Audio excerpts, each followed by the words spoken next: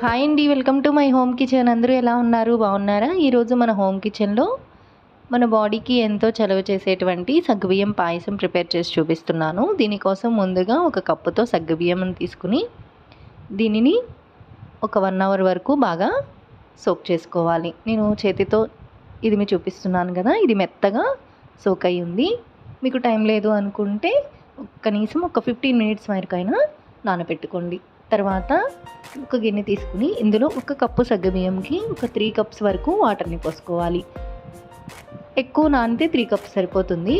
నానబెట్టలేదు అంటే 6 కప్స్ వరకు వాటర్ని పోసుకోవాలి. ఈ వాటర్ అనేవి బాగా మరుగుతూ ఉండగా మనం ముందుగా నానబెట్టుకున్నటువంటి ఒక కప్పు వరకు తీసుకున్న సగ్గుబియ్యంని ఈ వాటర్లో వేసి మిక్స్ చేసుకోవాలి. వాటర్ మరుగుతూ ఉన్నప్పుడు కనుక మనం సగ్గుబియ్యంని యాడ్ చేసినట్లయితే కింద గిన్నె అనేది త్వరగా అడుగు అంటదు. సగ్గుబియ్యం అనేది బాగా కుక్ అవుతాయి. ఇప్పుడు సగ్గుబియ్యం అయితే మంచిగా కుక్ అవ్వడం అయితే స్టార్ట్ అయ్యాయి. మనం ఆల్రెడీ 1 అవర్ పాటు నానబెట్టుకున్నాం కాబట్టి ఇవి 10 మినిట్స్ లోపే సగ్గుబియ్యం అనేది మంచిగా కుక్ అయిపోతాయి. ఒకసారి మధ్య మధ్యలో కలుపుకుంటూ కుక్ చేసుకోవాలి. మీకు వీడియోలో చూపిస్తున్నాను. మీకు ఫస్ట్ సగ్గుబియ్యం వేసినప్పటికీ ఇప్పటికీ చాలా డిఫరెన్స్ వచ్చి కుక్ అయిపోయినట్టు కనిపిస్తుంది కదా. మరి ఒక్క 5 మినిట్స్లో సగ్గుబియ్యం అనేది 100% కుక్ అయిపోతుంది. ఇప్పుడు ఆల్మోస్ట్ కుక్ అయిపోయింది. కొంచెం ఎక్కడో అనిపించింది.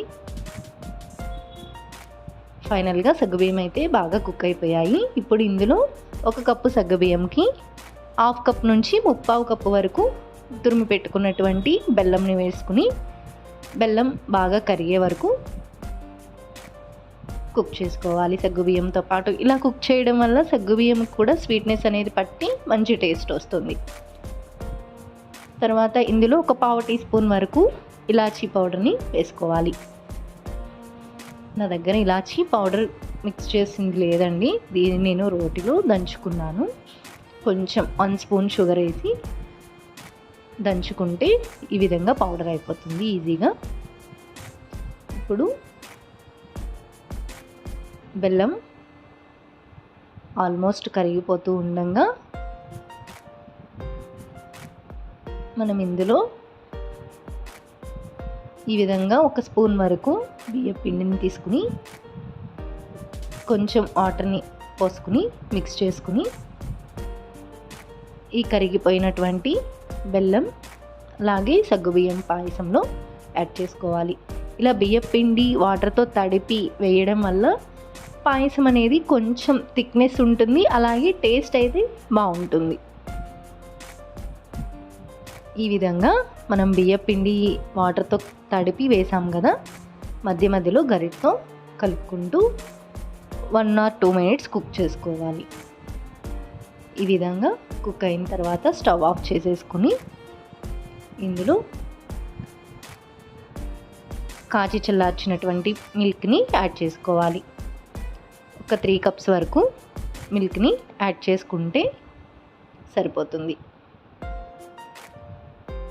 చూసారా, సగ్గుబియ్యం అనేది మంచిగా కుక్ అయిపోయి మంచి క్రీమీ స్ట్రక్చర్లో అయితే కనిపిస్తుంది కదా పాయసం. ఈ విధంగా పాలుని సగ్గుబియ్యం అలాగే బెల్లం బాగా మిక్స్ అయ్యేటట్టు కలుపుకుని పక్కన పెట్టేసుకోవాలి. ఈలోగా మనం డ్రై ఫ్రూట్స్ని కొంచెం నేతిలో ఫ్రై చేసుకుందాము. 1 టీ స్పూన్ వరకు నెయ్యిని వేసుకుని మీ దగ్గర ఏవైతే డ్రై ఫ్రూట్స్ ఉంటాయో బాదం, జీడిపప్పు, పిస్తా, కిస్మిస్ ఏవైనా మీకు అందుబాటులో ఉన్నవి చిన్న చిన్న పీసెస్గా వేసుకుని ఇలా దోరగా మంచి గోల్డెన్ బ్రౌన్ కలర్ వచ్చే వరకు ఫ్రై చేసుకుని మనం ఆల్రెడీ కుక్ చేసి పెట్టుకున్నటువంటి సగ్గుబియ్యం పాయసంలో వేసుకుని గార్నిష్ చేసుకుంటే సరిపోతుంది. ఫైనల్గా మన ఎమ్మీ సగ్గుబియ్యం పాయసం అయితే రెడీ అయిపోయింది. చూస్తుంటేనే మనకి నోట్లో నోరూరుతూ ఉంది కదా. టేస్ట్ అయితే చాలా అంటే చాలా బాగుంటుంది.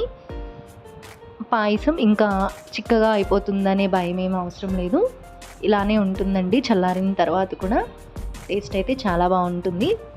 దీన్ని ఒక సర్వింగ్ బౌల్లోకి తీసుకుని సర్వ్ చేసుకుంటే వేడివేడిగా నోటికి అక్కడక్కడ పలుకులుగా మనం వేసినటువంటి డ్రై ఫ్రూట్స్ తగులుతుంటే చాలా అంటే చాలా బాగుంటుంది తినడానికి. పిల్లలు పెద్దవాళ్ళు కూడా హ్యాపీగా తినేస్తారు.